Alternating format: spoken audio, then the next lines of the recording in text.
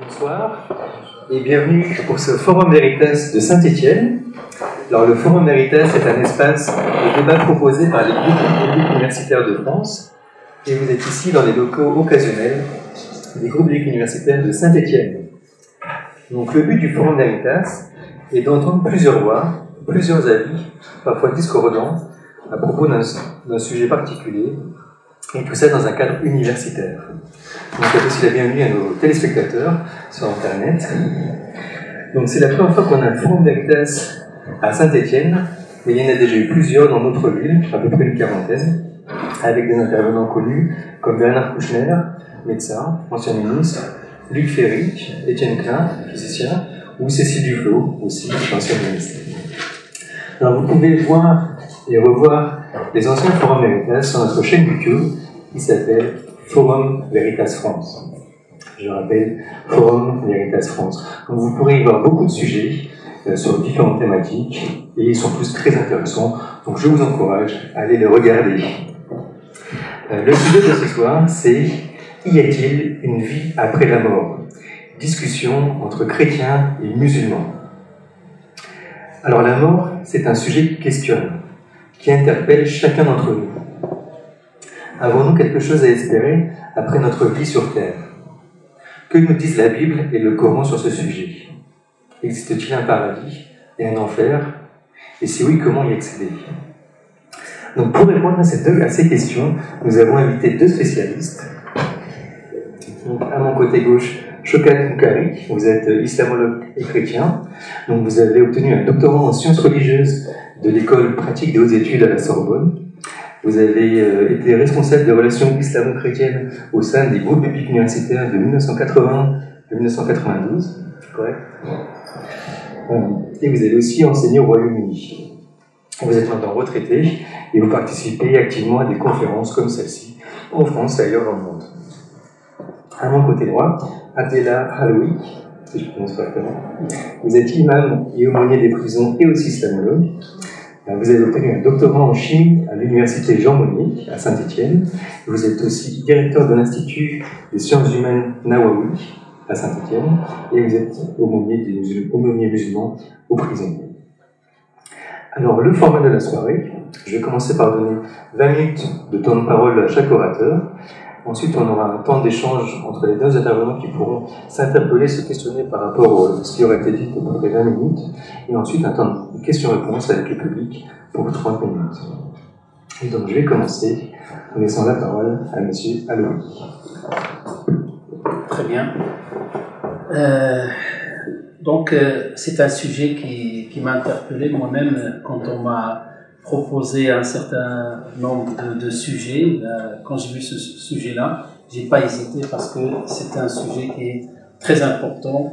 Vous allez voir de point de vue musulman que il est lié directement à notre vie, parce que en commentaire avant de commencer, j'ai vu quelques commentaires sur Internet. Les gens sont préoccupés par des questions sociales, par des questions de chômage, etc. Bien sûr, mais l'un n'empêche pas l'autre. Hein, pour nous, c'est très important. Vous allez voir comment le concept musulman, comment il lie les deux à la fois. Au contraire, ça peut être un moteur, ça peut être quelque chose de motivant pour surmonter les épreuves, pour aussi rebondir et pour aussi aller vers l'excellence et la réussite. Donc, j'ai besoin pour exposer ce sujet-là très rapidement, de vous expliquer, c'est-à-dire le concept musulman, la religion musulmane, sa structure, comment il intègre cette question-là, de la question qui est dogmatique, qui est de l'ordre dogmatique, de ce qu'on appelle, nous, dans le jargon musulman, on l'appelle al-aqida, c'est-à-dire la croyance, le dogme, d'une manière générale. Et donc cette question dogmatique fait partie de la question de la religion, toute la religion. La religion musulmane, si on peut résumer, il y a un côté dogmatique et un côté aussi pratique.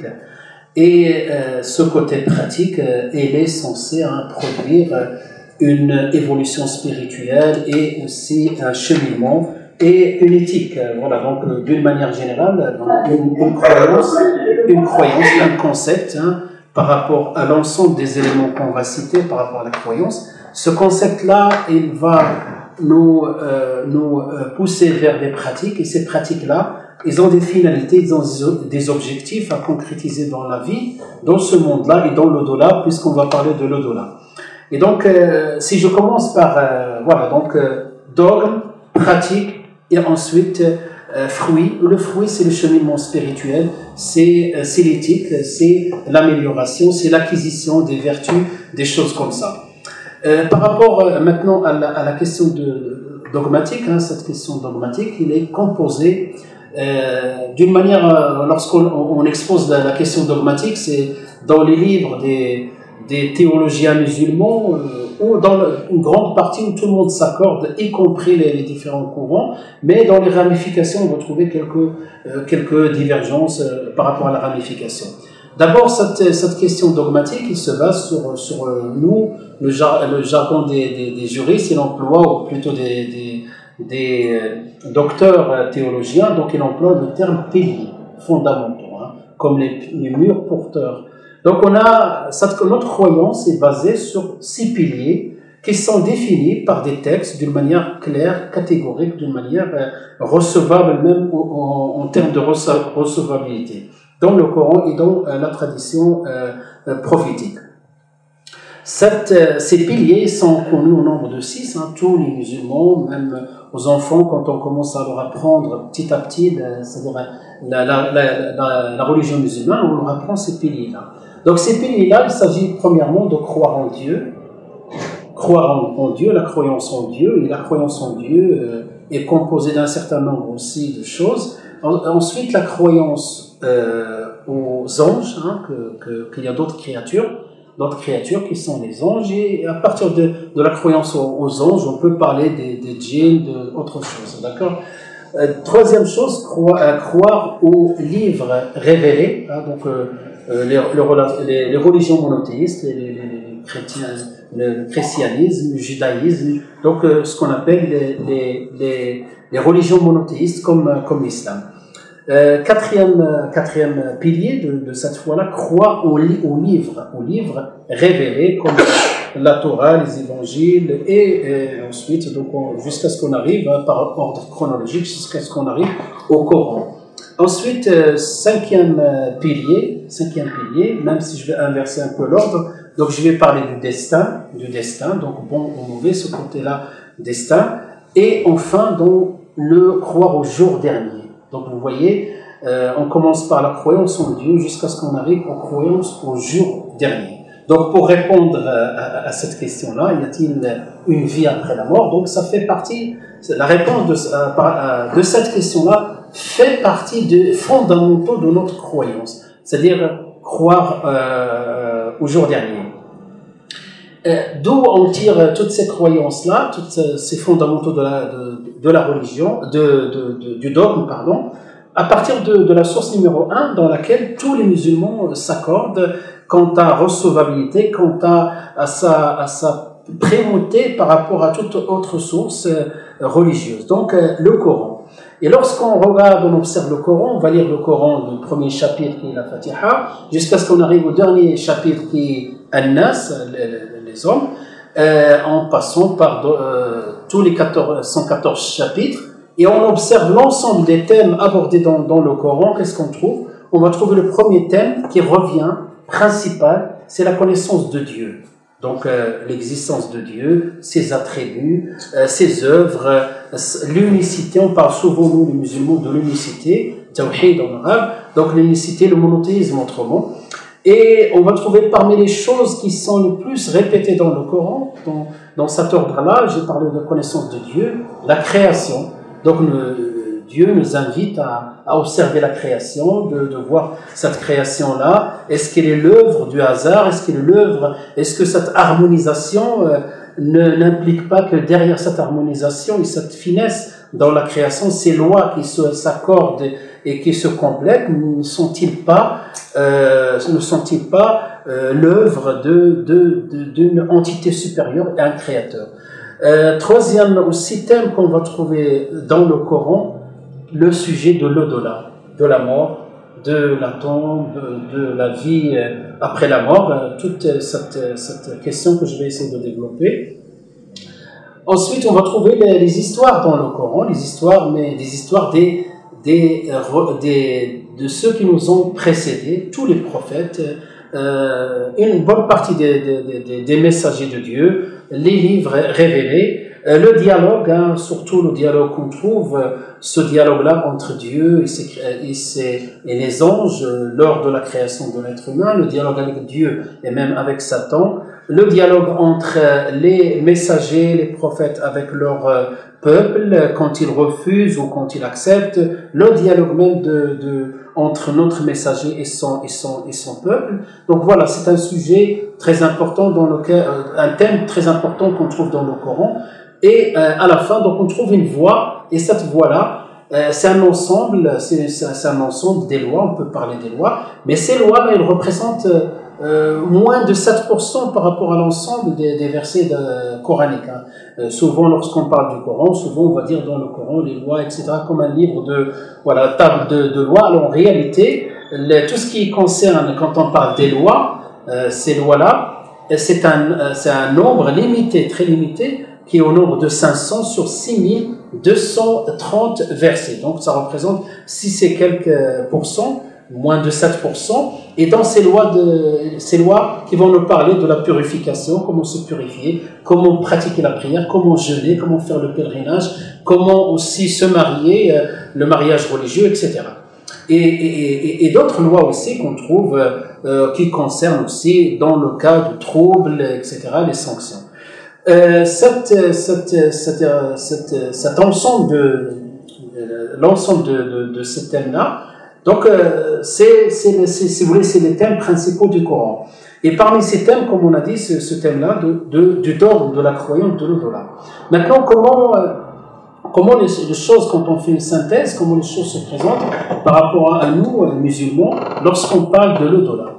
La vie tout court de l'être humain, de point de vue musulman, c'est une vie qui est éternelle, que l'homme peut changer de vie, mais l'âme, il va vivre éternellement. Parce qu'à l'origine, même le Coran nous explique les 3 étapes à partir duquel l'homme est créé. Donc le Coran nous parle, Dieu, premier dialogue que je peux évoquer dans le Coran, lorsque Dieu dit aux anges, je mettrai un vicaire, un lieutenant sur terre. Donc sur terre, et à la suite de ça aussi, donc il va y avoir un dialogue, ils vont poser des questions. Le sujet, c'est simplement évoquer ces différentes étapes. Donc, première étape, il va leur dire, lorsque j'ai oublié un verset avant, le verset qui vient avant, donc Dieu nous dit, j'ai créé l'homme à partir de l'argile. Donc, ça, première étape, c'est à partir de l'argile. Je dirais même le verset en arabe, vous connaissez l'arabe, donc Dieu dit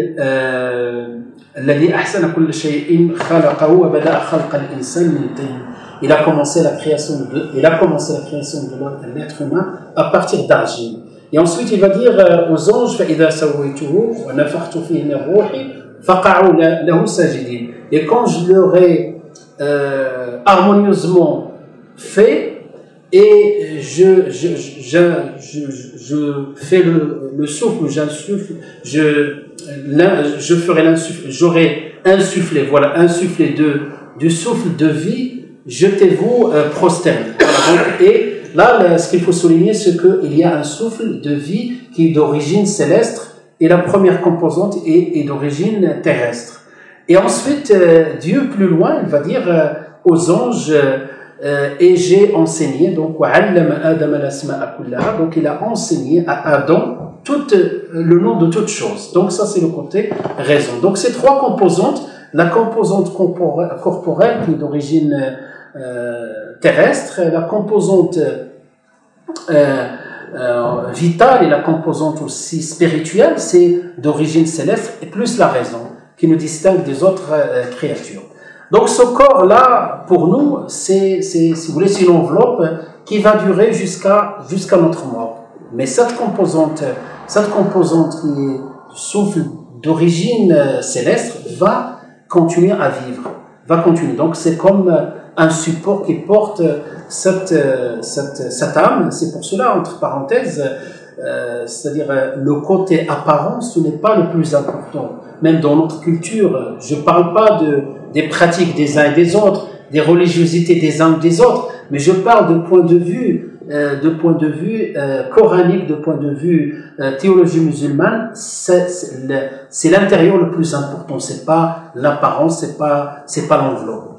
Et donc cette vie éternelle de l'âme se compose en 4 parties. La première partie, c'est la vie terrestre, la plus courte, et notre âme, elle est habitée dans un corps. Le Coran, lorsqu'il parle aussi de cette partie, donc vous voyez que le Coran parle beaucoup de ces aspects-là, des questions existentielles, des questions spirituelles, des questions aussi par rapport à l'homme, hein, le centre aussi si vous voulez, thématique du Coran, c'est l'homme. Et cette âme-là, lorsqu'il habite, donc même il y a une petite différence lorsqu'on donne des termes, lorsqu'on parle de l'âme, lorsqu'il est à l'extérieur, on l'appelle le ruh en arabe, donc l'âme on traduit. Mais quand il est habité dans le corps, on l'appelle nafs. Mais quand on traduit, souvent on va dire la même chose, on va dire l'âme, mais il y a une petite nuance ici, c'est que pourquoi on l'appelle nafs? Parce qu'il peut avoir des états.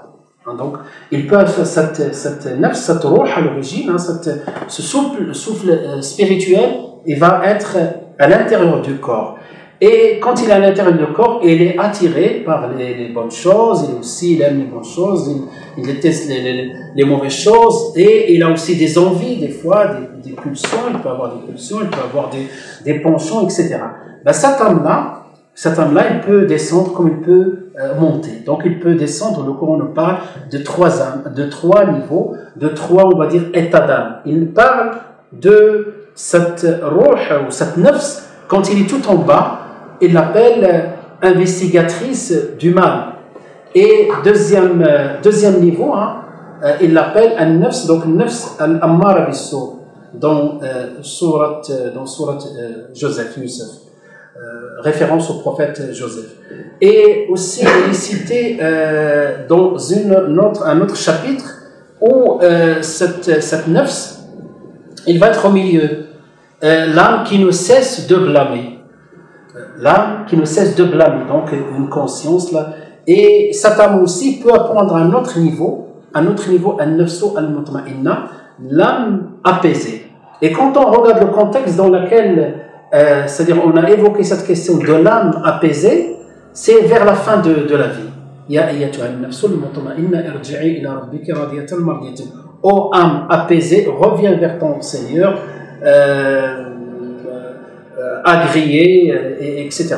Jusqu'à la fin du verset. Donc c'est très, très important de comprendre ça, c'est-à-dire derrière ça, qu'il y a un cheminement spirituel, et que cette âme il peut être touchée par les aléas de la vie, et cette âme aussi peut descendre comme peut le monter. Mais l'islam nous appelle à ce qu'on appelle at-tazkiya, les termes en arabe qu'on trouve dans le Coran. Ce qui est tazkiya, c'est la purification. Donc cette vie-là, on a des objectifs, on est appelé à profiter c'est-à-dire de la vie, des nécessités de la vie, et même des accessoires de la vie, et aussi les besoins de cette vie-là, tout en ayant devant nous comme objectif cette purification pour se préparer pour l'au-delà, parce que comme Dieu nous dit dans le Coran, donc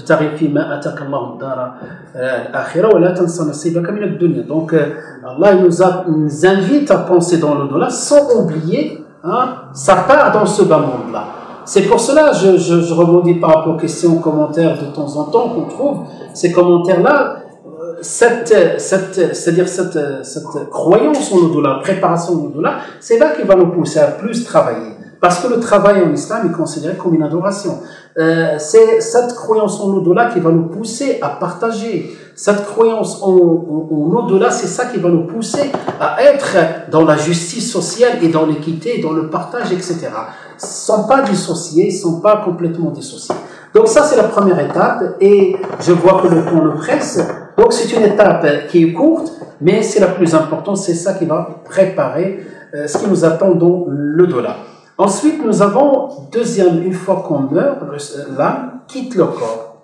Et on va vivre une autre vie qui s'appelle, selon le Coran, hein, donc certains vont dire la tombe, mais selon le Coran, on l'appelle al-barzakh. Al-barzakh. Donc, cette vie, elle s'appelle comme ça, le Coran il a donné ce titre-là, pour l'appeler la période, la durée dans laquelle on va rester dans la tombe en attendant hein, le jour dernier. Donc, cette vie-là, elle est caractérisée par un certain nombre de choses. Aussi, c'est une vie, quand on regarde le défunt, quand on enterre le défunt, on voit qu'il est allongé, comme s'il dort, mais c'est d'autres lois qui s'appliquent. C'est pas parce que il y a des choses qu'on ne peut pas détecter, et pourtant il existe. Hein? L'intelligence, c'est quelque chose qui existe, et on peut prouver ça par l'expérience, par un certain nombre de choses, mais on ne peut pas les détecter.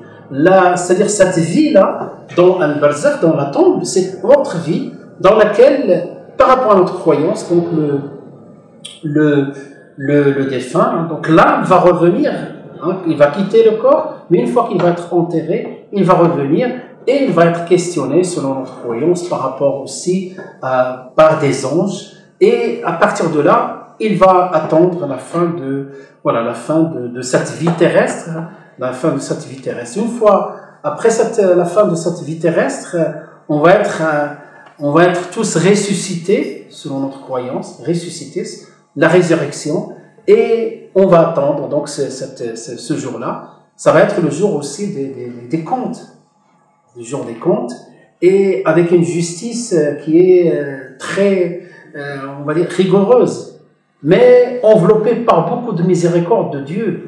Dieu est très miséricordieux, et comme l'a dit le prophète, sa miséricorde devance sa colère. Mais par rapport aux injustices sur terre, par rapport à ce qu'on doit à autrui, jusqu'au point où les gens, quand ils réclament quelque chose dans ce monde-là, par rapport à cette croyance, comme je vous ai dit, qui alimente nos actes, on fait très attention parce qu'on a des comptes à rendre.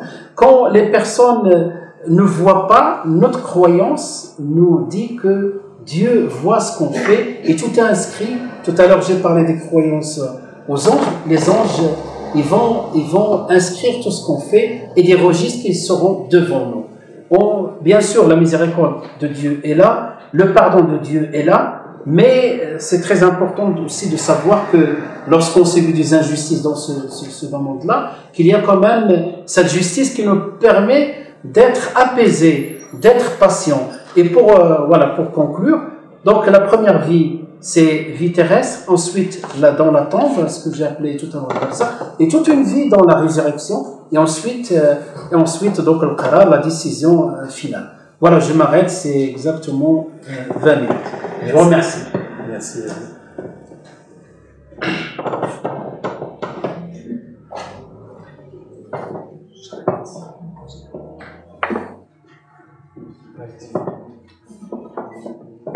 Bismillahirrahmanirrahim.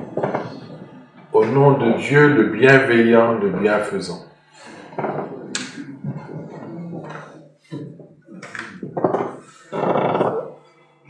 Y a-t-il une vie après la mort? Je crois que les chrétiens et les musulmans sont d'accord pour dire qu'il y a en effet une vie après la mort. Mais ils ne sont peut-être pas tout à fait d'accord sur la nature de cette vie. À l'époque de Jésus, il y a 2000 ans, les autorités juives étaient aussi divisées sur ce sujet. Il y avait en gros deux groupes, les Sadducéens et les pharisiens, qui faisaient tous les deux partie du Haut Conseil juif, qu'on appelle le Sanhédrin. Et un jour, un groupe de Sadducéens s'est approché de Jésus, donc le groupe qui ne croyait pas à la vie après la mort, à la résurrection. Il voulait poser un piège à Jésus pour montrer l'absurdité de la croyance dans la vie après la mort. Alors ils lui ont dit,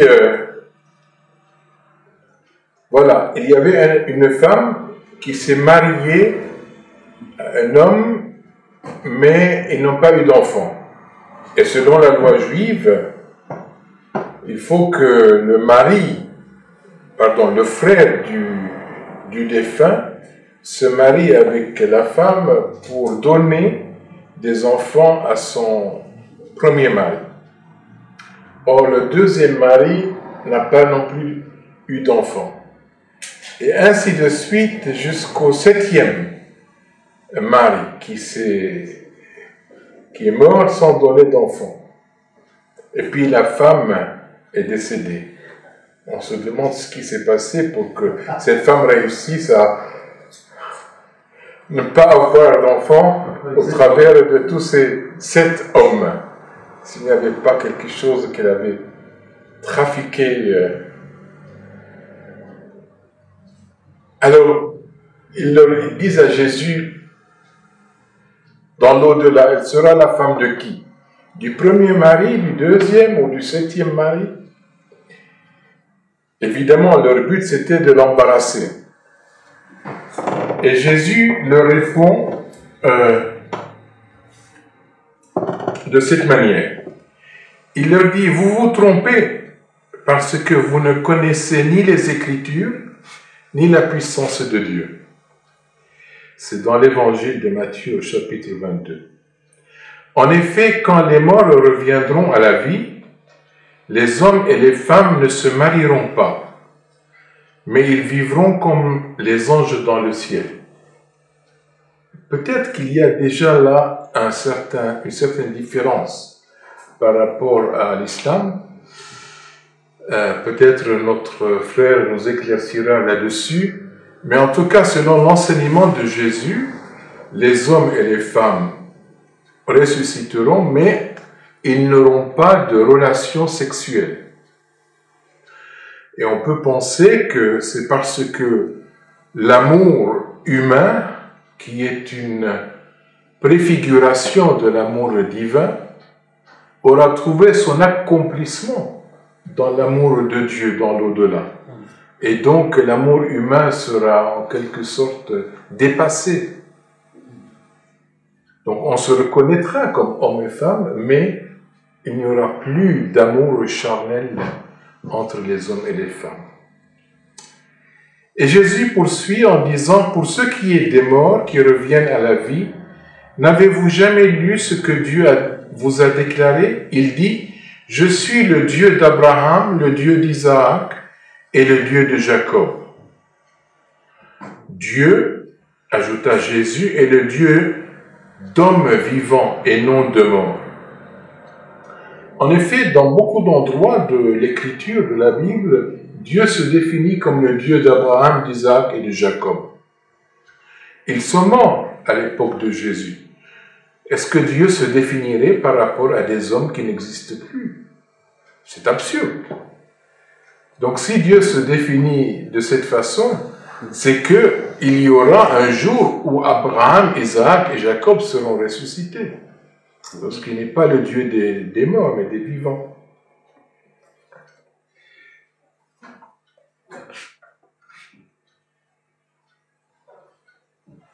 La vie après la mort sera manifestée pleinement au jour dernier lorsque Dieu ressuscitera tous les êtres humains pour les faire comparaître devant lui.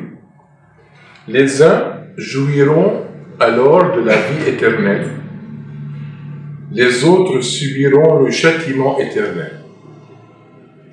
Cela est affirmé à maintes reprises par Jésus dans l'Évangile, notamment au chapitre 25 de l'Évangile de Matthieu, où, chose stupéfiante, Jésus lui-même se présente comme le roi qui va juger les vivants et les morts, dans la parabole bien connue des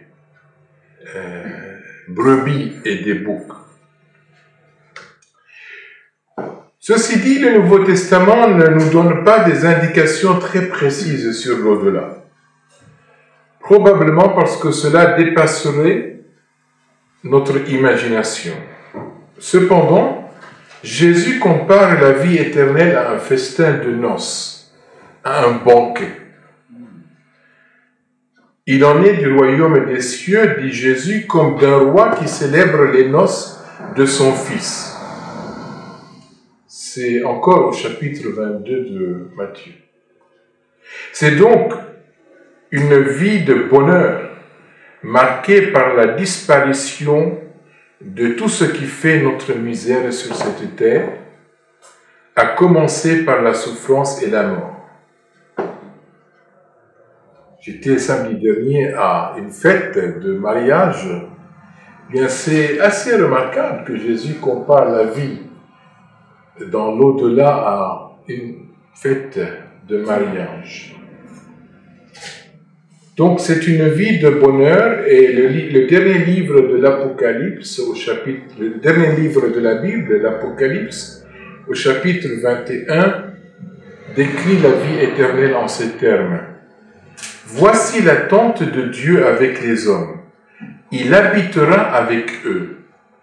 Ils seront ses peuples, et lui, Dieu avec eux, sera leur Dieu.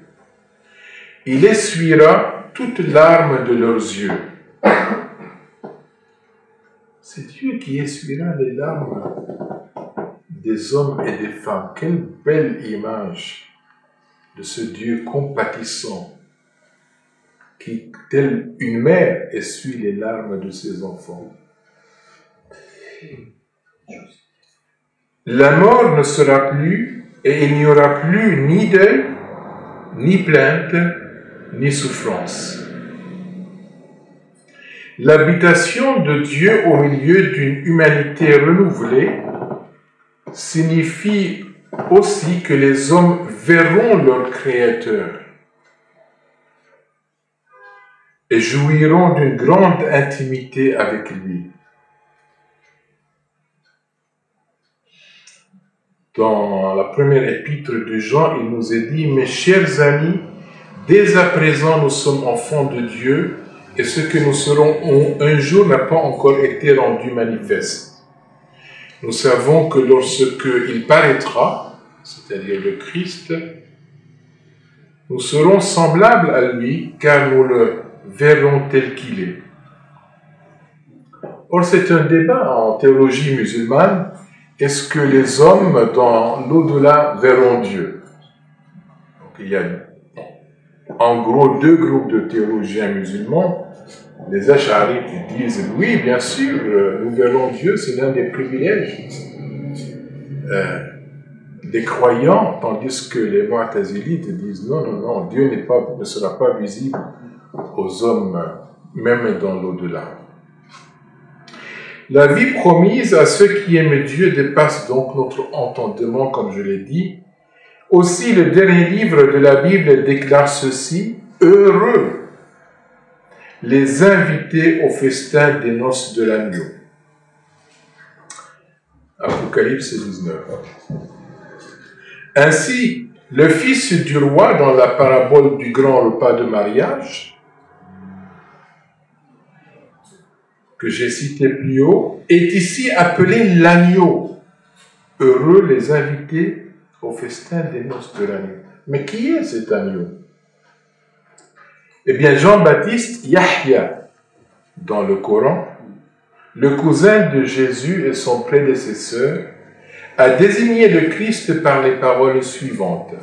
« Voici l'agneau de Dieu, celui qui enlève le péché du monde. » En Jean 1. Jésus-Christ est appelé l'agneau de Dieu en référence à l'agneau pascal que les Juifs préparent chaque année à la fête de Pessah en commémoration de leur libération d'Égypte. Autrement dit, pour les chrétiens, l'agneau pascal, c'est Jésus-Christ en personne, car il a offert sa vie en sacrifice pour libérer l'humanité de l'esclavage du péché et de la mort. C'est ce sacrifice qui fait de lui non pas un grand prophète, mais comme le dit l'Évangile, le sauveur du monde. En effet, dit encore l'apôtre Paul, il y a un seul Dieu et de même aussi un seul médiateur entre Dieu et les hommes, un homme, Jésus-Christ, il a offert sa vie en rançon pour tous, dans 1 Timothée 2. Si la vie éternelle sera pleinement manifestée au jour de la résurrection, ceux qui croient en Jésus-Christ comme le Sauveur du monde en ont dès à présent un avant-goût, du fait qu'ils font l'expérience d'une vie transformée par l'action du Saint-Esprit en eux. De même, tout de suite après la mort, leur âme se retrouve au ciel dans la présence du Seigneur. Vous savez, Jésus-Christ, quand il était sur la croix, il y avait à ses côtés 2 criminels. L'un d'eux était en train de blasphémer pratiquement. Et l'autre criminel a reproché au premier d'agir de la sorte, en lui disant, nous sommes crucifiés parce que nous avons fait mal. Nous méritons ce châtiment. Alors que lui, c'est-à-dire Jésus, il n'a rien fait de mal. Et il ajoute, Jésus, souviens-toi de moi lorsque tu viendras comme roi. Et Jésus, entendant cet appel au secours, lui répond, je te le dis en vérité, aujourd'hui, tu seras avec moi dans le paradis. Aujourd'hui, tu seras avec moi dans le paradis. Voilà la promesse que Jésus fait à ce criminel repenti. Jésus, donc, après sa mort, est allé au paradis et le premier qu'il entraîne après lui, c'est ce criminel qui a fait appel à sa miséricorde. Ainsi, la mort physique est pour les croyants un passage, parfois difficile, mais un passage de cette vie à l'autre vie. Et Jésus déclare lui-même, « Je suis la résurrection et la vie. Celui qui place toute sa confiance en moi vivra, même s'il meurt. Et quiconque vit et croit en moi ne mourra jamais. » Évangile de Jean, chapitre 11. En d'autres termes, les croyants connaissent la mort physique ici-bas, mais ils échapperont à la condamnation éternelle, qui est parfois décrite comme une seconde mort. La condamnation éternelle est ainsi appelée dans la Bible la seconde mort, Apocalypse 2, par opposition à la mort physique ici-bas, qui est la première mort. C'est une mort spirituelle, cette deuxième mort, dans la mesure où elle est dépourvue de la vie dans toute sa plénitude, à laquelle Dieu nous appelle. Traditionnellement, cette mort a été comprise comme une souffrance physique sans fin. Mais il faut plutôt la comprendre dans le sens d'une souffrance morale. Cette souffrance est le résultat d'une prise de conscience que l'on a raté le but ultime de son existence.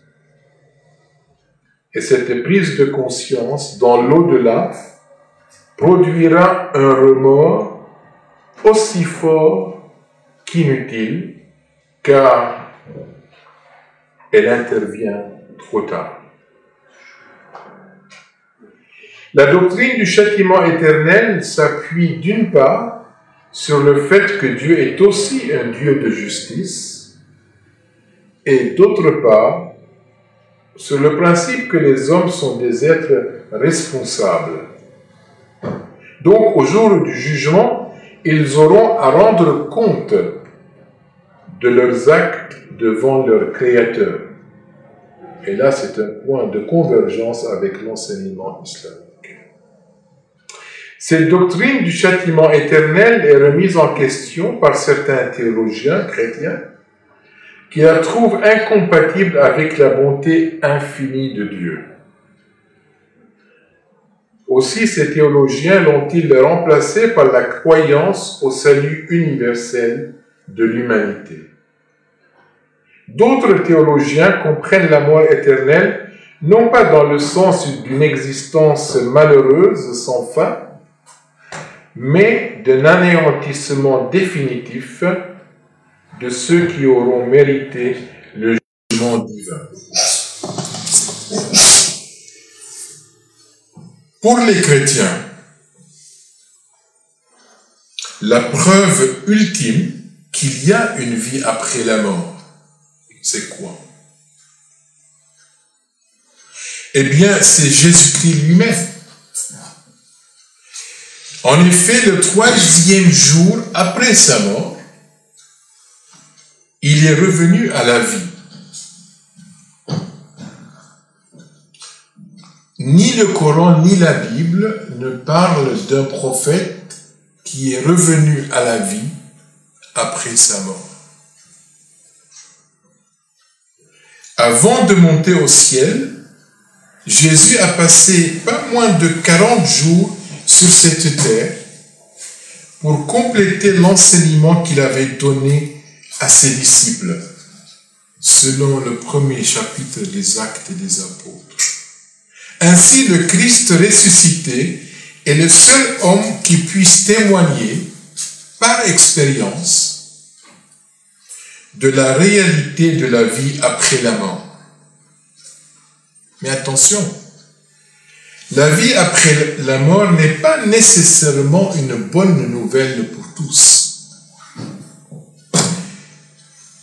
Elle l'est seulement pour ceux qui seront invités au festin des noces de l'agneau. De tous les prophètes, donc, le Christ est le seul à avoir osé affirmer « Moi,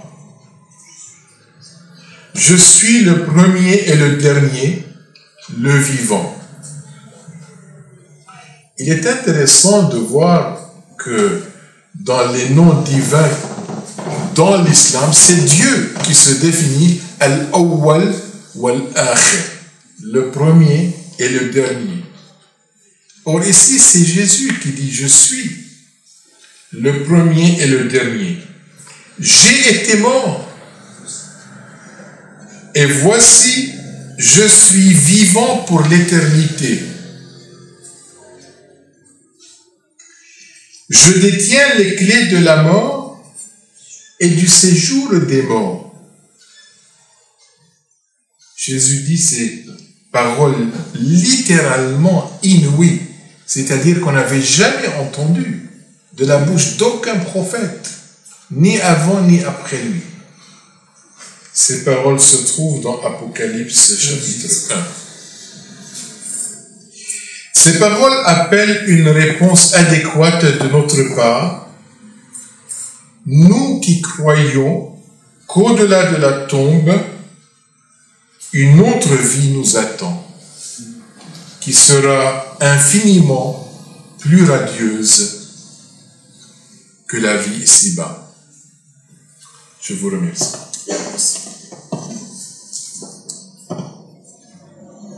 Merci à tous les deux. Alors vous avez quelques secondes d'écart sur votre temps de parole. Donc on va avoir un temps d'échange entre nos deux intervenants. Et je voudrais déjà savoir si, monsieur Alou, vous auriez des questions par rapport à l'intervention de... Quelques questions, donc je commence par la fin. Oui, pardon, j'ai quelques questions, je commence par la fin. Parce que vous avez répété plusieurs fois le prophète, Jésus le prophète, c'est ça? Donc ma question, la nature de Jésus par rapport à votre dogme. La nature de Jésus, est-ce que une divinité, prophète, parce que vous avez répété plusieurs prophètes, c'est ça qui m'a étonné. J'ai pas l'habitude d'entendre ça de la bouche des chrétiens. Jésus est un prophète, bien sûr. Jésus est un prophète, bien sûr. Mais à un moment donné, j'ai dit que Jésus n'est pas seulement un prophète, puisque ayant donné sa vie en sacrifice pour notre salut, il est le sauveur du monde. Et c'est une expression qui revient au moins à 2 reprises dans l'Évangile. Donc Jésus est le prophète, mais il est bien plus que cela. Il est le sauveur du monde. Et j'ai plutôt, me semble-t-il, en tout cas c'est mon intention, c'était de souligner que Jésus se distingue parmi tous les prophètes, puisqu'il a prononcé des paroles qu'aucun prophète n'a prononcées, comme « Je suis la résurrection et la vie », comme « Je suis le premier et le dernier ». Le vivant. Le vivant, je détiens les clés de la mort et du séjour des morts. Vous avez, à votre tour, de poser, si vous avez des questions. C'était une question. Sinon, je peux poser d'autres questions. Oui, j'aimerais savoir, dans l'au-delà, selon l'enseignement islamique, comment on peut accéder à l'au-delà et si l'on peut avoir l'assurance du paradis des ici-bas, selon l'enseignement musulman. Est-ce qu'on peut avoir l'assurance à partir de l'enseignement ici-bas? À partir de quoi? À partir des textes religieux? À partir de nos actions? Comment ça se passe? Est-ce que la foi musulmane donne l'assurance du salut dans l'au-delà aux musulmans? Et si oui, sur quelle base? Sur quelle base? Oui, donc la réponse est oui. Donc, comme il y a l'enfer, il y a le paradis. Et sur quelle base? Quand on regroupe l'ensemble des textes, c'est à partir de la miséricorde de Dieu. Même le prophète, parce que on imagine, c'est-à-dire cette attitude qu'il faut avoir envers Dieu, la gratitude. D'ailleurs, même nous, quand on emploie dans le Coran le terme kufr, vous connaissez bien le terme kufr. Kufr, c'est vrai que des fois les personnes répètent kafir, kufar, etc. Mais le terme, linguistiquement parlant, le terme veut dire l'ingratitude. Et donc, par rapport à la gratitude qu'on se doit envers Dieu, même les bonnes actions ne suffiront pas. Donc c'est pour cela même le prophète de l'islam, lorsqu'il dit tout le monde rentre au paradis à partir de la miséricorde de Dieu. Ils ont dit, même toi, messager de Dieu, il a dit, même moi, sauf si Dieu m'accorde le paradis par sa miséricorde. Donc on fait des actions, bien sûr qu'il y a quand même un jugement, mais même si on a fait des bonnes actions, ne suffit pas pour accéder au paradis. Donc c'est plutôt la miséricorde de Dieu qui nous permettront de rentrer au paradis. Cela m'amène à vous poser une question. Si le prophète lui-même a besoin de la miséricorde de Dieu et de son pardon pour accéder au paradis, est-ce que cela sous-entend que le prophète a commis des péchés qui lui feraient mériter le châtiment de Dieu? Je n'ai pas parlé des péchés, je dis la gratitude. La gratitude envers Dieu, elle est immense. Donc ça nécessite quelque chose à sa hauteur. Et même tout ce qu'on va faire dans ce bas monde-là n'arrivera pas à ce niveau de gratitude par rapport à cette gratitude qu'on se doit envers Dieu. Je n'ai pas parlé de péché, hein. J'ai parlé de... Mais par contre, le Coran parle des péchés du prophète. Du prophète, oui. Istaghfir li dhanbika wa lil mu'minin wal mu'minat. Donc demande pardon à Dieu pour tes péchés et ceux des croyants et des croyantes. Tout à fait. C'est un verset qui est cité dans le Coran. Dans quel sens? Parce que, vous savez, les péchés, il ne faut pas prendre dans le sens le premier apparent. Quand on parle des péchés, ce n'est pas des crimes, ce n'est pas des péchés envers les personnes, mais c'est plutôt ces moments-là, même ne serait-ce que des petits moments dans lesquels on ne se souvient pas de Dieu. Et si vous avez remarqué, puisque vous connaissez un peu la culture musulmane, on fait la prière. On fait la prière, on finit par faire une bonne action quand même. On fait la prière, c'est un acte spirituel. Et Et on finit notre prière par demander pardon à Dieu. De qu'est-ce qu'on a commis comme péché pour demander à Dieu pardon. On fait le pèlerinage et on finit par demander à Dieu pardon. Et on fait le jeûne tout un mois parce que c'est une manière de dire tout ce qu'on fait par rapport à cette gratitude, ce n'est pas assez. Et malgré les bonnes actions, c'est vraiment une attitude d'humilité envers Dieu tout simplement. Et quand on fait les 20 cas, demande par rapport à cette gratitude tout simplement, par rapport à shukr envers Dieu. Et quelqu'un, tout à l'heure je reviens par rapport au terme kofr, c'est tout simplement l'ingratitude. Lorsque quelqu'un ne croit pas en Dieu, tout est évident pour croire en Dieu, selon notre croyance, mais cela a empêché la personne de reconnaître même ne serait-ce que l'existence de Dieu. Moi, je rebondis par rapport à notre question. Je ne sais pas si j'ai assez répondu. Et par rapport, vous dites qu'il n'y aura pas de. Vous avez parlé de l'histoire de cette femme qui s'est mariée avec cet homme qui est le dernier, qui est son mari. Et à partir de là, vous avez parlé de festin. Le festin, quand on parle noces, festin, tout ça, c'est des plaisirs que Dieu va nous accorder dans l'au-delà, dans la nourriture, le mariage, toutes ces choses. Pourquoi on se prive de ce plaisir, si j'ose dire? Oui, c'est une bonne question, comme dirait l'autre. Je vous remercie de me l'avoir posée. Donc, il s'agit en effet je n'ai pas utilisé le mot plaisir, mais j'ai utilisé le mot bonheur, une vie de bonheur. Quand on arrive à un point où l'on connaît le bonheur parfait, qui découle d'une grande intimité avec notre Créateur, puisque comme je l'ai dit, notre Créateur habitera parmi nous, il y aura une telle communion, voire une telle union, parce que dans la parabole, il est question du festin des noces de l'agneau, parce qu'il s'agit en effet d'une union de cette nouvelle humanité, l'humanité régénérée, recréée, avec son Créateur. Donc c'est plus qu'une communion, c'est une union de l'humanité avec le Créateur. Eh bien, quand ce bonheur sera réalisé, tous les plaisirs charnels n'auront vraiment pas lieu d'être parce qu'ils seront infiniment dépassés. C'est comme si vous demandiez à un adulte de jouer avec un jouet de bébé. Peut-être un enfant de 2-3 ans dirait à son père ou à sa mère, je voudrais avoir un vélo.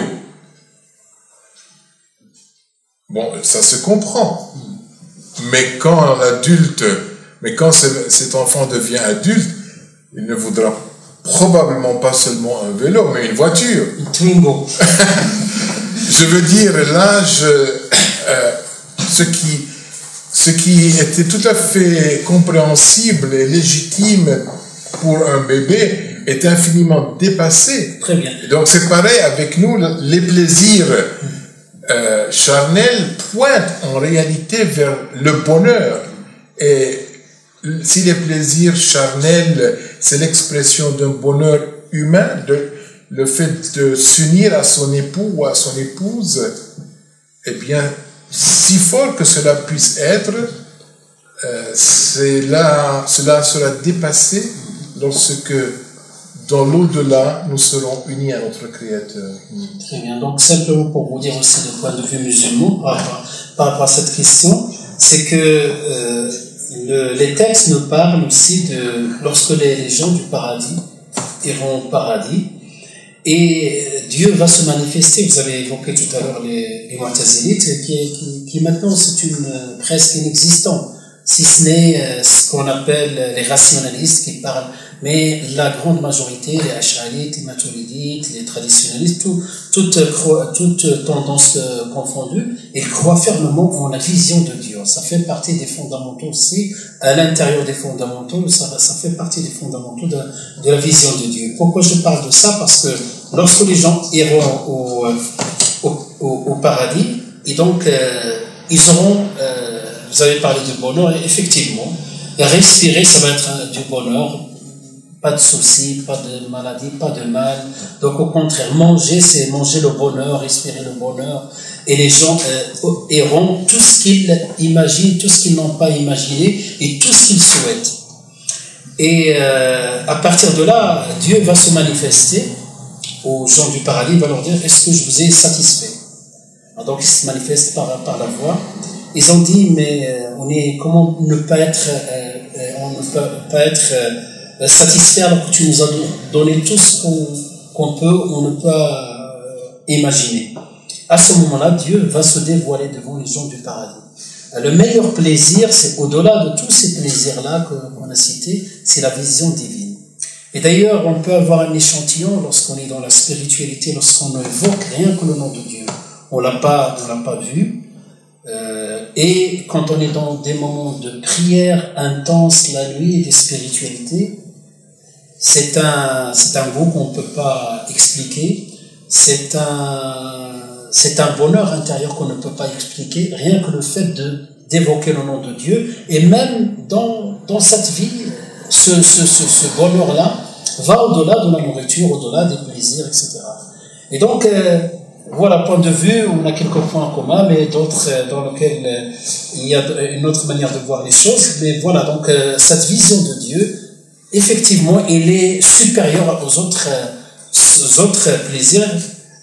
Et cela n'empêche pas qu'il y aura des mariages. Et de point de vue musulman, par rapport à cette question-là, cet mariage, le dernier, normalement, qui doit être l'époux de cette femme. Voilà par rapport à cette... Donc, le regard... Je suis très intéressé par votre réponse, que c'est le 7e mari qui sera l'époux de cette femme. C'est intéressant. Voilà, donc je pense qu'on a fait le tour. Est-ce que vous allez réagir à d'autres choses qui a été dites? Parce que j'ai encore du temps. On a encore 7-8 minutes. Ah, d'accord. Très bien. Voilà, c'est vrai que tout ce qui est dogme, c'est du monde de l'invisible, du monde de ce qu'on appelle rêve. Et ce monde de l'invisible, c'est un monde, comment on peut le prouver? Surtout, on est dans un monde où le matériel a pris beaucoup de place dans notre vie. Et le rationnel aussi, il a toute sa place. Et quelle est la source d'information pour vous aussi par rapport à la connaissance, quand quelqu'un ne croit pas, il croit que ce qu'il voit, tout ce qu'il peut expérimenter, et quelle est la source de ces informations dans l'au-delà? Moi, pour répondre déjà du point de vue musulman par rapport à cette question, c'est pas une question piège, c'est une question qu'on va dire le point de vue, de point de vue respectif. Moi, de point de vue, tout ce qui est monde invisible, la seule source, c'est la révélation. La révélation, et cette révélation est pour nous musulmans, elle est dans le Coran, il est dans d'autres livres aussi, dans d'autres livres révélés. Et donc cette révélation, aujourd'hui même, si on tient compte de ce côté rationnel, lorsque quelqu'un ne croit pas, il nous dit, mais c'est un livre, vous avez un livre, vous dites, c'est la révélation, c'est les paroles de Dieu. Qu'est-ce qui peut me prouver ça? C'est vrai que c'est une question très difficile à prouver. Mais on peut utiliser des moyens... Est-ce que vous voulez que M. Boukari réponde à ça? Oui, nous sommes d'accord en tant que chrétiens et musulmans que c'est la révélation de Dieu qui peut nous donner la réponse à nos questions. Mais comme je l'ai dit tout à l'heure, cette parole de Dieu, l'évangile, nous dit que Jésus-Christ, après sa mort, il est ressuscité et il a passé 40 jours sur cette terre. Donc, c'est en fait quelqu'un qui a déjà été dans l'au-delà et qui est revenu pour vivre parmi les hommes pendant 40 jours. Donc, c'est une personne. C'est pas seulement la révélation de Dieu. C'est une personne qui est revenue en chair et en os après avoir été crucifié, qui a passé 40 jours avec ses disciples, qui a mangé avec eux, qui leur est apparu à maintes reprises, parfois à une personne, parfois à 12 personnes, parfois à 500 personnes à la fois. Donc ce sont les apparitions de Jésus-Christ après sa résurrection et avant son ascension au ciel qui nous donnent la certitude absolue qu'il y a une vie après la mort. Mais ce qui est encore plus important, c'est que ce que Jésus a dit est vrai, à savoir, c'est lui qui donne la vie. Donc, il ne suffit pas de croire en Jésus comme un prophète pour avoir la vie, mais il faut croire en lui comme le sauveur du monde qui s'est distingué de tous les prophètes par le fait qu'il a donné sa vie pour le salut de l'humanité. C'est cela le message de l'Évangile qui permet aux chrétiens d'avoir la certitude de son salut des cette certitude que par rapport aux croyants qui est dans ce dogme-là, mais quelqu'un d'autre qui...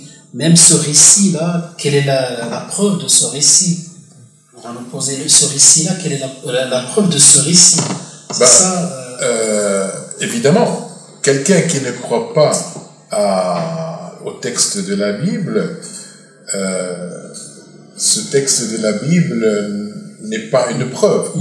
Mais bon, les musulmans ne sont pas dans ce cas-là, puisque le Coran dit que l'Évangile est une lumière et direction. Huda, Nurun wa Huda.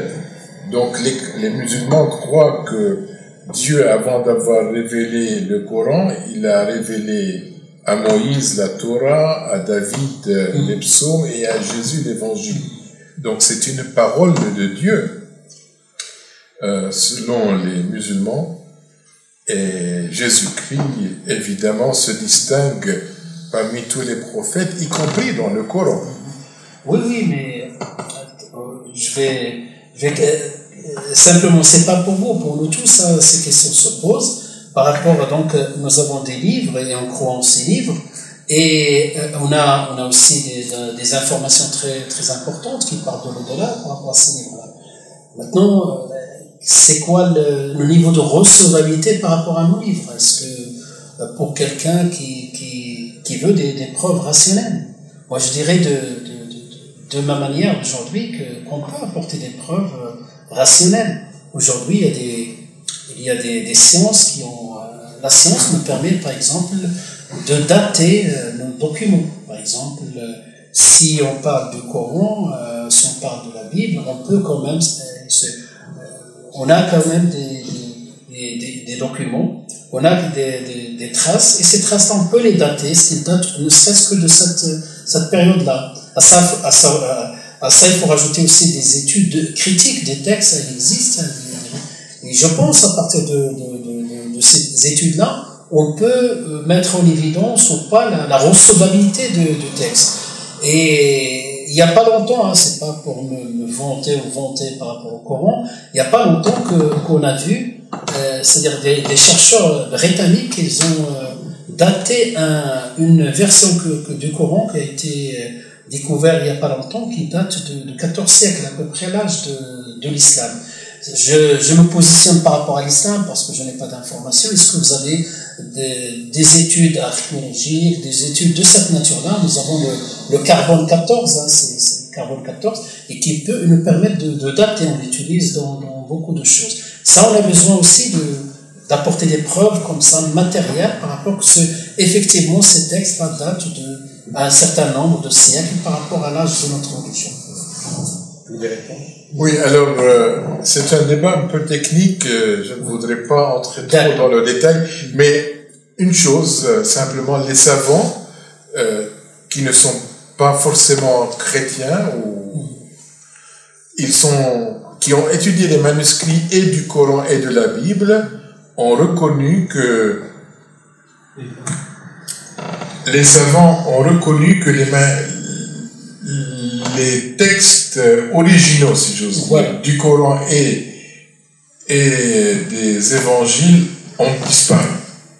Par contre, nous avons des manuscrits, et certains de ces manuscrits remontent au IIe siècle de l'ère chrétienne pour ce qui concerne l'évangile et de l'ère musulmane pour ce qui concerne le Coran.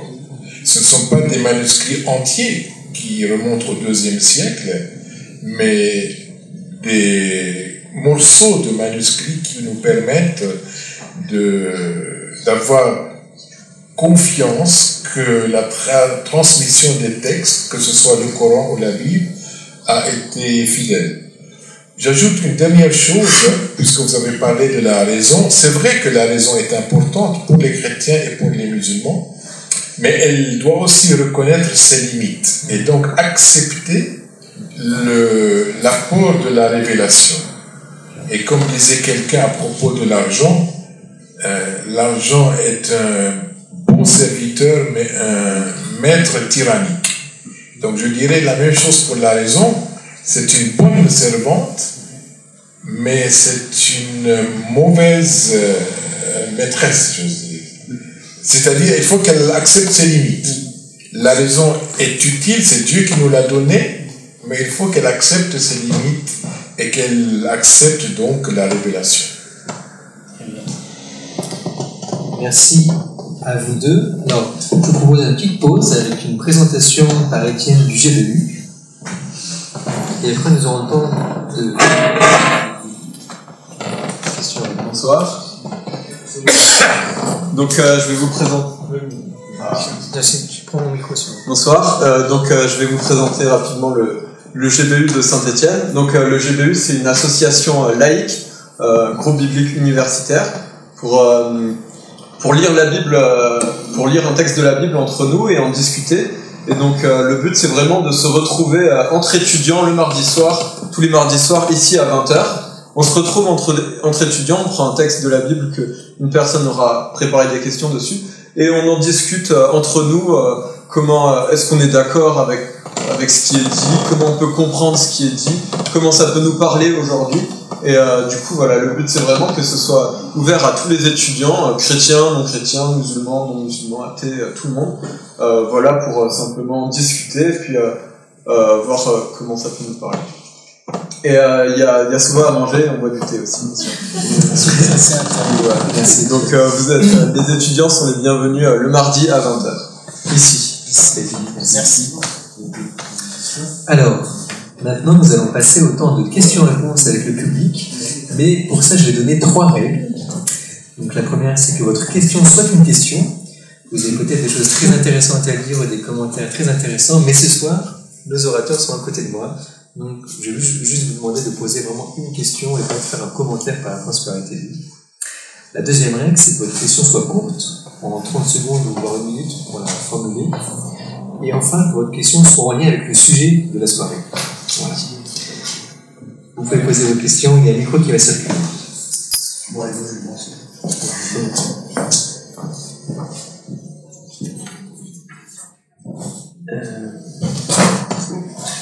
Alors maintenant que j'ai le micro, finalement j'ai plus qu'une question. J'avais une question mais vous avez à peu près répondu. Moi j'avais une question sur... moi je suis protestant donc je vais plutôt vous poser des questions à vous. Et j'avais une question sur la vie après la mort dans la tombe en fait. Et dans ma question il y a 2 questions. C'est vous avez dit que l'âme il partait du corps et qu'après il revenait dans la tombe. Et donc voilà, c'était un peu une question sur le délai de ce transfert un peu, voilà. Et cette vie dans la tombe, est-ce que vous êtes conscient ou est-ce que vous avez des indications sur est-ce que vous êtes conscient, est-ce qu'il y a des anges avec vous, est-ce que c'est un peu comme les catholiques avec la période où ils sont dans le purgatoire? Merci. D'accord. Voilà, j'ai un peu des questions. L'interrogatoire, vous avez dit. Purgatoire. D'accord, donc Oui, c'est le purgatoire dans la tombe. Alors, dans la doctrine catholique, le purgatoire, c'est le séjour que certains croyants passent après la mort en attendant d'entrer au ciel. Donc c'est un endroit où, dans la doctrine catholique, ils se purifient pour devenir dignes d'entrer au paradis. C'est une doctrine qui distingue en fait les catholiques des protestants, parce que selon les protestants, ce purgatoire n'existait pas en fait. C'est-à-dire, après la mort, soit on va au ciel, soit on n'y va pas. Il n'y a pas ce lieu intermédiaire. Merci pour l'explication. Donc, c'est vrai que ce concept, on ne l'a pas dans la tradition musulmane. Voilà, par rapport à cette vie dans la tombe, c'est une deuxième vie, après il va y avoir une troisième vie, ensuite la décision finale. Le prophète a dit, de l'islam, sallallahu alayhi wa sallam, a dit que lorsque quelqu'un meurt, sa petite résurrection commence. C'est-à-dire, il y a la grande résurrection et il y a la petite pour chacun. C'est-à-dire, quand on meurt, l'âme quitte le corps et ensuite il monte au ciel, ensuite il revient vers le corps au moment de l'enterrement. Et à ce moment-là, on va être questionné par des anges sur notre croyance, sur est-ce qu'on croit en Dieu, est-ce qu'on croit au Coran, est-ce qu'on croit, par rapport à, bien sûr, la tradition musulmane, est-ce qu'on croit aux prophètes de l'islam. Et après ces questions-là, la personne qui est destinée au paradis, donc il verra déjà sa place au paradis, et sa tombe, il verra tellement large jusqu'à l'horizon pour lui. Donc ça va être large, et il va rester toute cette période-là, toute cette vie-là, comme dans un sommeil, où le prophète a dit que ce moment-là, il va avoir le sentiment comme s'il a passé le temps dans lequel on va faire une prière, parmi les prières journalières qui durent environ 10 minutes, une prière journalière. Et voilà, ce temps d'attente, donc il va être apaisé, il va avoir sa place, il attend la résurrection, la grande résurrection. Après, puisqu'on parle de paradis, de l'enfer aussi, ceux qui étaient injustes qui dans cette vie-là, ils verront aussi leur place en enfer, et c'est le commencement du châtiment. C'est pour cela qu'on parle du châtiment de la tombe, qu'on parle aussi de la tombe pour les croyants. Voilà, par rapport à cette question. Je pense que j'ai deux. Est-ce que je pourrais ajouter quelque chose? Bien sûr. Il y a aussi dans la doctrine musulmane quelque chose qui pourrait être rapproché du purgatoire, à savoir que les croyants qui n'ont pas mérité d'aller au paradis et à qui Dieu n'a pas pardonné les péchés iront en enfer, mais ils ne demeureront pas en enfer.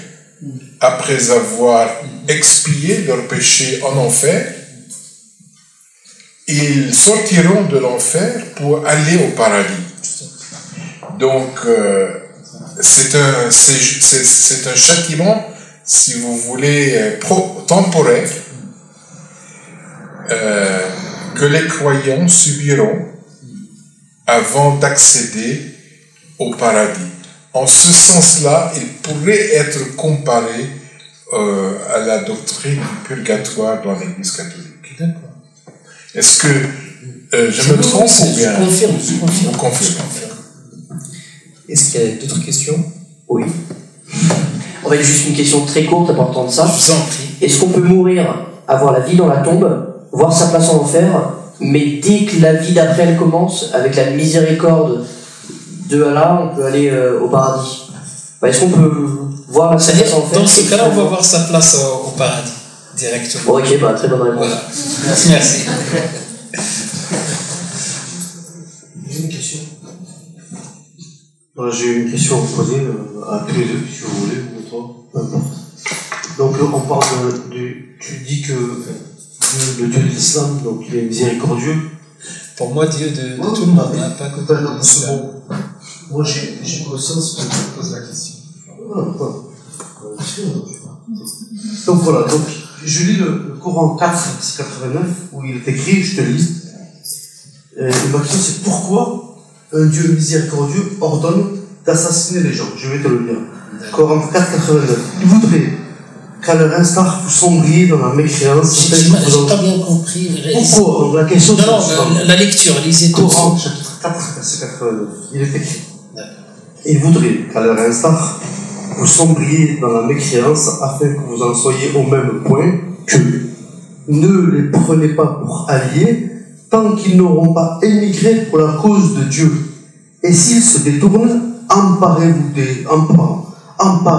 d'eux et tuez-les où que vous les trouviez. Ne les prenez ni pour alliés ni pour partisans, etc. Je ne vais pas tout dire, c'est un peu long. Donc, je me demande comment un Dieu miséricordieux, aimant, va m'ordonner de tuer un gars ou une femme qui n'a pas la même croyance que moi. Là, je me pose une question sur comment il est Dieu. Très bien. Je peux vous répondre par une autre question. Je peux vous répondre par une autre question. Est-ce que vous avez lu aussi les autres livres révélés? Est-ce que vous ne trouvez pas des moments dans lesquels on parle des passages de cette nature-là? Justement, donc, je me suis préparé à vous lire un autre passage où Jésus-Christ, le Fils de Dieu, dit: vous avez appris qu'il a été dit, tu aimeras ton prochain et tu haïras ton ennemi. Mais moi, Jésus donc, je vous dis, aimez vos ennemis, bénissez ceux qui vous maudissent, faites du bien à ceux qui vous haïssent, priez pour ceux qui vous maltraitent et qui vous persécutent, afin que vous soyez fils de votre Père qui est dans les cieux. Donc là, c'est la Bible. C'est là, et l'autre c'est le Coran. Et le Coran, c'est voilà. qui parle. Je vais vous dire que vous avez fait une lecture sélective. Une lecture sélective. Vous n'avez pas lu la Bible. Vous avez lu. Non. Maintenant, c'est moi qui réponds. Si vous voulez répondre, je vous écoute. Vous n'avez pas vu la Bible, comment vous savez? Voilà. Parce que si vous l'avez lu, vous allez avoir des passages dans lesquels on parle de la même manière. Si vous avez lu le Coran, vous allez trouver la question de la paix beaucoup plus évoquée. Et je vais vous dire ce passage-là. C'est un passage, tout à l'heure, j'ai parlé de l'histoire. D'accord? Et lorsqu'on parle de l'histoire, le Coran, comme il nous a parlé de Jésus, il nous a parlé des autres prophètes, il y a des passages dans lesquels où les musulmans, si vous connaissez un peu l'histoire, les musulmans étaient opprimés pendant plusieurs années. Et à un moment donné, on leur a autorisé de se défendre dans un cadre étatique. C'est pas dans un cadre individuel. Tout à l'heure, vous avez dit comment on va tuer un tel ou quelqu'un d'autre. Ça n'existe pas. C'est une religion. Vous savez, notre religion est imprégnée par la miséricorde et par la miséricorde. Laissez-moi finir. La miséricorde et la paix.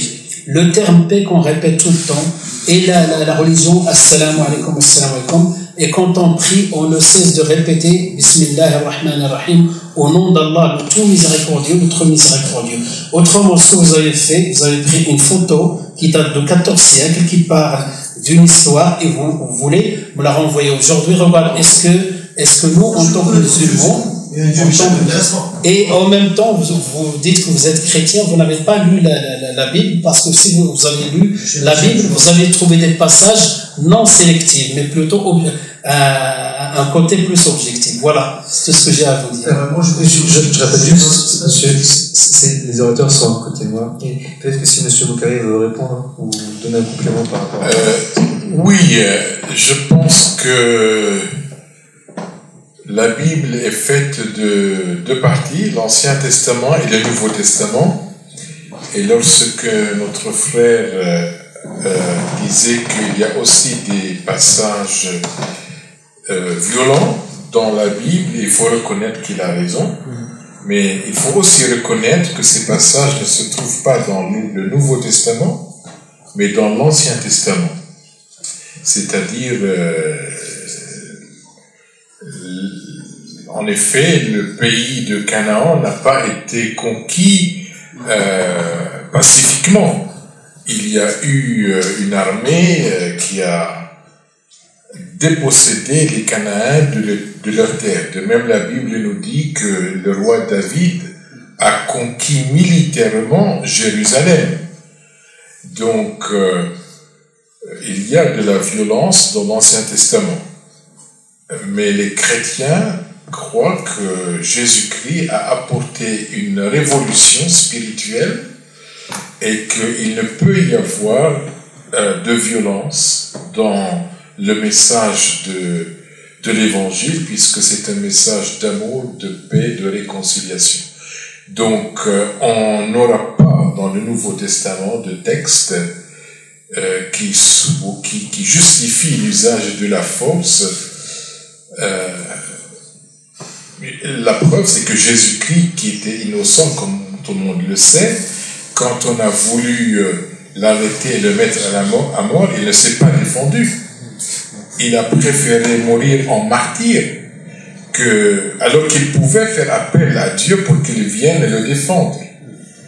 Donc, c'est là où je pense qu'il y a quand même une différence entre l'Évangile et le Coran, à savoir que rien ne justifie dans l'Évangile l'usage de la force. Il vaut mieux être martyr que meurtrier. Une autre question? Oui, chercher de la violence, on peut en trouver dans l'Ancien Testament, on peut en trouver dans le Coran, on peut en trouver même en tout cas dans l'interprétation que les chrétiens peuvent faire malheureusement de l'Évangile, même si c'est peut-être pas dans le texte lui-même. Mais ça n'a pas grand intérêt. Ce que je voudrais vous dire et vous interpeller les deux, c'est, me semble-t-il, la vie après la mort, elle ne peut, pour moi,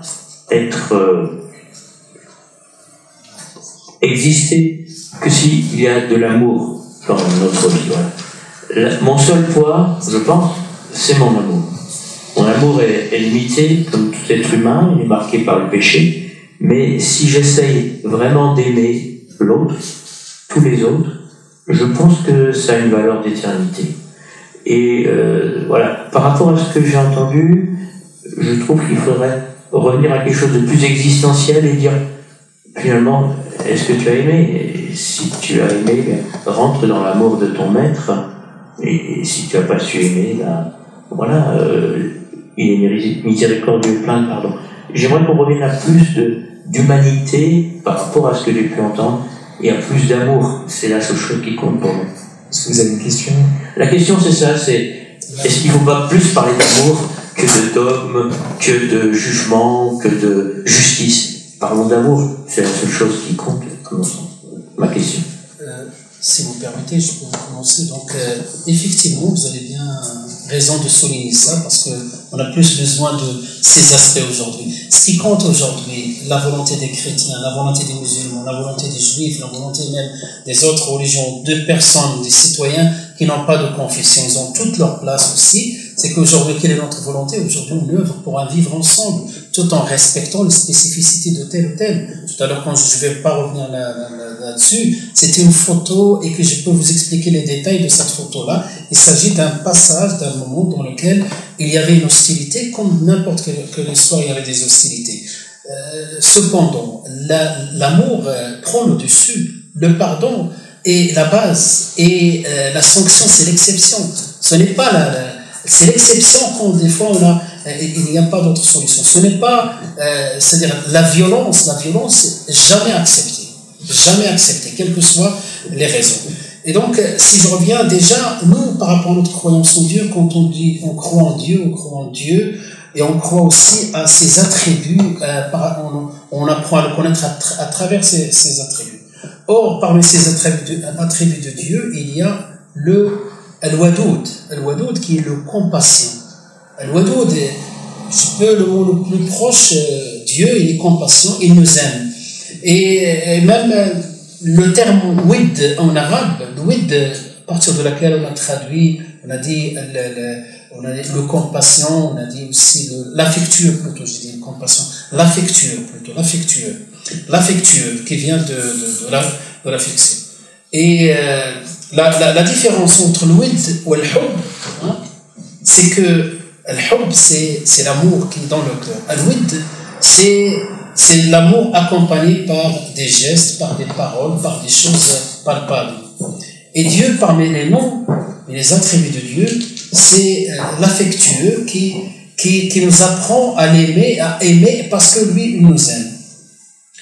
Et la valeur de l'amour, c'est une valeur importante dans notre religion.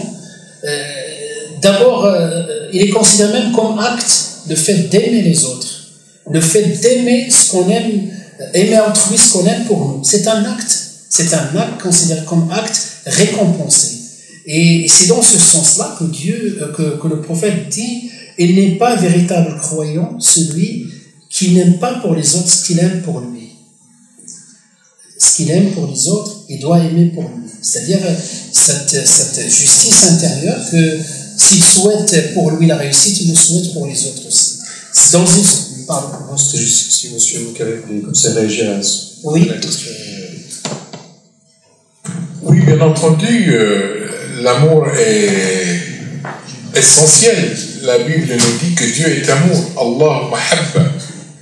Mais aussi, la Bible nous dit que Dieu est juste. Exact. Et la réalité du jugement dernier, Jésus en parle clairement. Donc, on ne peut pas ignorer la réalité du jugement dernier. Ce serait un manque d'amour de ne pas avertir les personnes concernant le jugement divin. L'amour ne consiste pas à passer par-dessus les choses qui dérangent. Dieu est juste et son jugement est basé sur sa justice. Et la justice, c'est aussi une valeur réelle qui a son fondement en Dieu. Et donc, il ne faut pas, au nom de l'amour, oublier la justice. Et le Coran va jusqu'à dire que Dieu châtie sévèrement, shadidul iqab, et que Dieu châtie promptement, sari'ul iqab. Donc, et le Coran a une dizaine de mots pour décrire l'enfer, pas qu'un seul. Donc, nous vivons dans une culture humaniste dans laquelle tout le monde parle d'amour, et le mot amour est l'un des mots les plus galvaudés dans notre langage, dans notre culture. Donc, on fait pas mal de choses au nom de l'amour. Des choses plus ou moins acceptables. Donc, il faut se méfier un peu de cet humanisme de mauvaise aloi qui consisterait à parler de l'amour et d'ignorer la sainteté de Dieu, la justice de Dieu, parce que ce serait vraiment manquer d'amour si on le faisait. Oui, pour finir les propos et rebondir par rapport à ce que vous dites, oui, effectivement. Sauf lorsque Dieu, dans le Coran, dit Shadid al-Iqab, dans le même contexte, il dit un équilibre, c'est-à-dire en même temps, dans le même contexte, il dit il est sévère, il punit sévèrement, en même temps, il est tout miséricordieux. Donc, vous voyez cet équilibre qu'on doit garder, effectivement. Donc, une justice, c'est-à-dire un pays sans ce pouvoir judiciaire, ce pouvoir-là, la vie n'est pas faite d'amour, elle est faite aussi de réalité, et il va falloir aussi tenir compte de ces aspects-là. L'amour, bien sûr, il doit être présent, et je pense même la solution de beaucoup de problèmes, ça rappelle, ça aussi, ça pousse lorsque j'aime pour autrui ce que j'aime pour moi, ça me pousse vers la justice. Et pour finir, une petite histoire à l'époque du prophète, où quelqu'un a dit au prophète, je t'aime beaucoup en Dieu, et quand tu me manques, je viens te voir. Mais là, j'ai peur le jour dernier que ta place sera avec les prophètes, et je ne te verrai pas, je ne pourrai pas te voir. Et le prophète lui a dit, en se basant même sur l'amour, l'homme sera avec ceux qui aiment. C'est-à-dire tu vas avec puisque tu m'aimes, tu vas avec moi. Voilà, donc cet amour qui se transforme d'un sentiment qui va se transformer comme un acte qui est récompensé. Rien parce que cet amour sincère entre eux, ça va monter au niveau des prophètes. Juste un micro, si vous voulez. Plutôt pour une question. Par rapport à cet amour entre Dieu et la créature, entre Dieu et l'homme, c'est surtout dans le courant soufi qu'on entend parler. Il n'y a pas de courant soufi, simplement la tradition soufi. Des gens comme Halaj, Rumi ou d'autres, ou Rabia. Et ce qui est dommage, c'est qu'on n'entend pas souvent parler de ces rapports d'amour entre le créateur et la créature, qui existent dans l'islam, dans le courant soufi, je dis bien, mais qu'on n'entend pas assez sur les ondes, ou qu'on n'entend pas assez, et qui font croire que l'islam c'est dur, les rapports sont durs, alors qu'il y a un autre visage de l'islam qui dit, je regrette qu'on l'entende pas assez souvent. Voilà. Je suis entièrement d'accord avec vous, parce que souvent, mais en avant, souvenez-vous, tout à l'heure j'ai dit, même la question des lois, des règles, sont nombre de 500 sur 6230 versets environ, et on n'exploite pas le reste. Je suis tout à fait d'accord avec vous. Nous, au sein de l'Institut Nawawi, que notre collègue a présenté tout à l'heure, l'Institut au monde des cours, on a tout un chapitre, on a des chapitres sur tout ce qui est règles, tout ce qui est aussi partie théorique, tout ce qui est dogmatique, mais on a d'autres chapitres sur la spiritualité. Sur la spiritualité, effectivement, c'est un message que j'envoie aussi aux musulmans, que souvent on va mettre en avant souvent les règles, halal, pas halal, permis, pas permis, mais c'est très important de mettre en évidence cette place de la spiritualité. Je vous assure, quand dans les cours de spiritualité, on passe des moments de bonheur, parce qu'on fait abstraction sur le reste, on parle de Dieu, et cette relation, et cette spiritualité, et cette proximité de Dieu, qu'il a une récompense ici avant l'au-delà. C'est-à-dire au moment où on parle de cet amour, de cette spiritualité, on se nourrit et on a cette douceur et ce sentiment au fond de nous. Merci. Alors, on aura deux dernières questions, ici à ma gauche. Moi, je vais juste poser une question parce qu'on est dans un forum Veritas et que j'aime bien le débat. Et donc, je vais poser une question à tous les deux qui est vraiment une question de débat. C'est qu'au début, on a parlé donc de votre confession à chacun. Et moi, ce qui m'intéresse, c'est qu'à un moment donné, on a fait notion du fait que c'est le même Dieu. C'est-à-dire que c'est un Dieu qui, à l'origine, vient des Juifs, donc qui est le Dieu d'Abraham, d'Isaac et de Jacob, comme vous l'avez énoncé.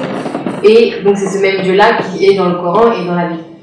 Et moi, la question que je voudrais poser, c'est que si c'est le même Dieu, est-ce qu'un musulman qui se présente devant le Dieu de la Bible, par exemple, le Dieu de l'Évangile, est-ce qu'il sera sauvé? Et inversement, est-ce qu'un chrétien qui se présente devant Allah, est-ce qu'il sera sauvé? Alors qu'ils n'ont pas suivi les mêmes textes, ou peut-être qu'ils n'ont pas les mêmes œuvres. Moi, je dirais que c'est Dieu qui va juger. Parce que c'est la question de paradis ou de l'enfer. On peut parler de la existence, on peut parler d'un certain nombre de choses, mais chacun, de son côté, il a des comptes à rendre devant Dieu. Et Dieu nous dit dans le Coran, ce jour-là, les véridiques, cette vérité sera utile pour eux ce jour dernier. Voilà ce que je peux dire par rapport à cette question-là. Je suis tout à fait d'accord avec vous qu'il nous faut vraiment nous garder de préjuger la destinée des hommes, parce qu'il n'y a qu'un juge, et c'est Dieu. Et ce serait vraiment manquer d'humilité de se prononcer à la place de Dieu, de dire qui sera sauvé et qui ne le sera pas. C'est Dieu qui connaît les cœurs c'est lui qui nous a créés, et donc c'est lui qui seul peut nous juger. Première chose. Deuxième chose, je peux dire qui sera sauvé plus facilement que qui ne sera pas sauvé. Ceux qui seront sauvés seront ceux qui auront cru en Jésus-Christ comme le sauveur du monde, pas seulement comme un grand prophète. Parce que c'est Jésus qui dit, celui qui aura mis toute sa confiance en moi, même s'il mourra, il vivra. Donc je peux dire, en me basant sur les paroles de Jésus, que celui qui croit en lui sera sauvé. C'est plus facile à dire que ceux qui ne seront pas sauvés qu'ils le sont.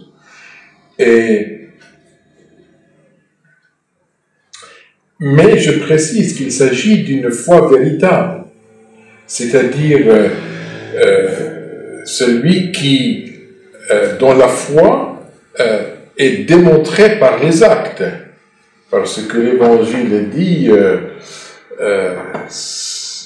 comme l'arbre sans fruit est mort, je pourrais dire que la foi sans les actes est morte.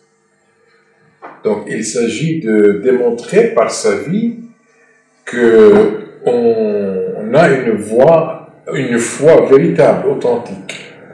Et enfin, troisièmement, vous avez commencé par dire, puisque les musulmans et les chrétiens croient au même Dieu, là vous êtes à mon avis un peu avancé, parce que c'est une question débattue entre les chrétiens aussi bien qu'entre les musulmans. Est-ce que les chrétiens et les musulmans croient au même Dieu? Les uns disent oui, les autres disent non. Dans mon livre sur les 2 prières que vous trouverez à la sortie de cette salle, il y a un chapitre dans lequel je traite de cette question-là. Et si vous voulez une troisième réponse qui montre que la question n'est pas facile, on peut dire oui dans un sens et non dans l'autre. C'est la question de savoir si le verre est à moitié plein ou à moitié vide.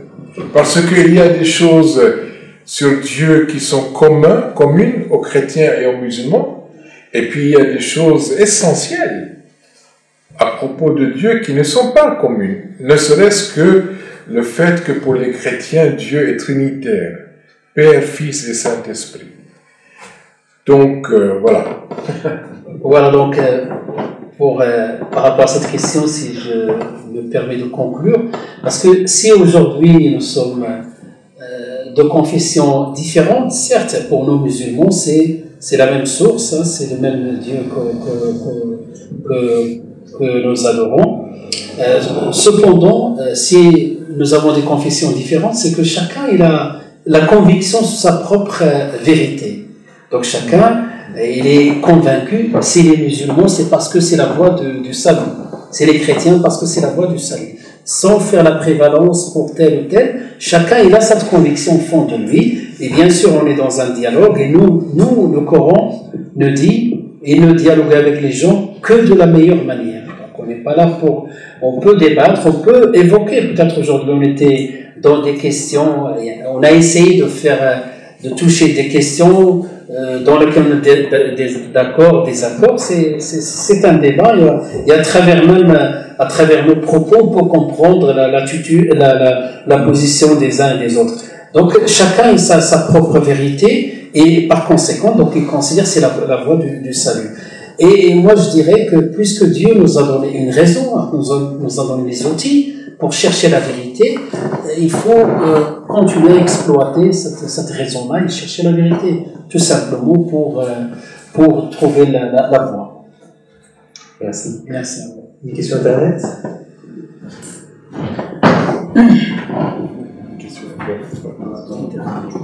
On est toujours là.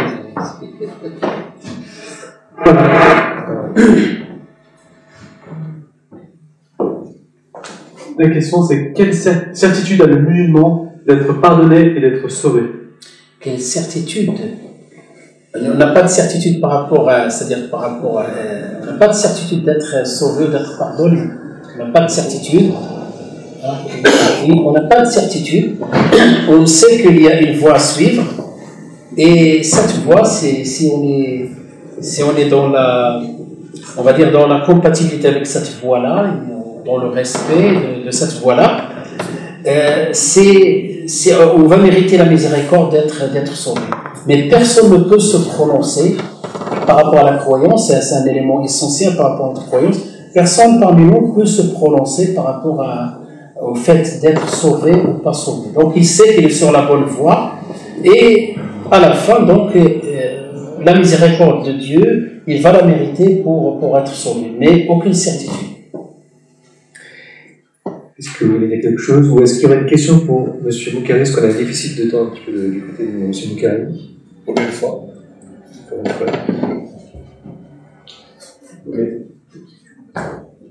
En fait, au départ, c'était une question pour vous deux, mais vous allez être le seul à y répondre. Pour la vie éternelle, qu'est-ce qui participera à cette vie éternelle? Est-ce que ça sera le corps, l'esprit, l'âme? Quoi de nous-mêmes participera à cette vie éternelle? Et la question que je voulais poser, lorsqu'on vous aviez demandé l'assurance du salut, vous aviez proposé le verset du prophète qui disait que la miséricorde de Dieu devant sa colère. Est-ce que cela veut dire que la miséricorde de Dieu dans l'islam, elle sera valable pour tout le monde, pour tous les, on va dire, tous les musulmans ou également tous les hommes? Et pour vous, est-ce que cette miséricorde, chez les chrétiens, est-ce que cette miséricorde, elle est la même pour tous?